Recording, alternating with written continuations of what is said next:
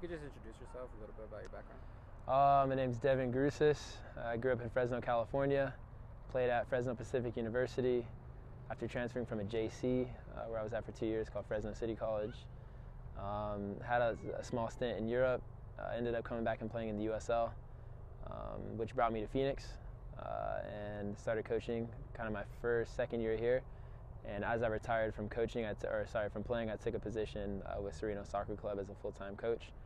From there, took an administrative role as a director of marketing for the club, and here I am today. At what point, when playing as a professional player, did you realize that you wanted to be a coach?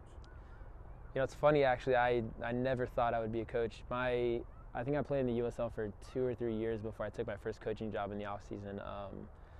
Back at the middle school that I grew up attending, and it was just kind of like a short-term, like 2-month middle school job, and I kind of really enjoyed it. But up until that point, I thought like I would never ever coach soccer, and people would ask me before if I wanted to coach privately just to make some money, or like their team here or there, and I just always kind of declined the offer. And after coaching that job, it was kind of something I enjoyed. And so when I came to Phoenix my first year, one of the things I began to look for right away was an opportunity to coach on the side. And thankfully, Sereno became an option and an availability, and so I took a position. What's your favorite thing about coaching?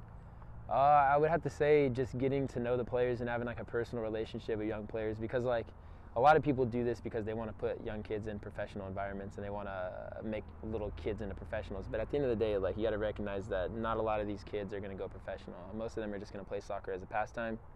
They may play in college, but at the end of the day, it's about creating like an enjoyment of the game inside of players, and then along the way, giving them the tools to succeed if they choose to play it long term as a job, if they get that opportunity.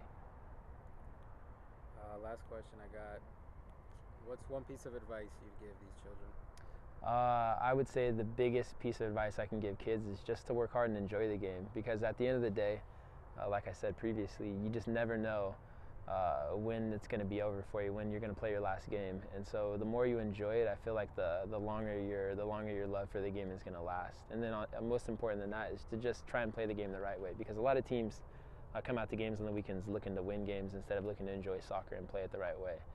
And that's like a huge mistake in our country, and it's led to the result we had with our national team not qualifying. So playing the game the right way and just trying to enjoy it instead of coming out and only trying to win the game. And because when you win and lose, if your love for the game is dependent on your result, then half the time you're going to hate the game, and it's not sustainable.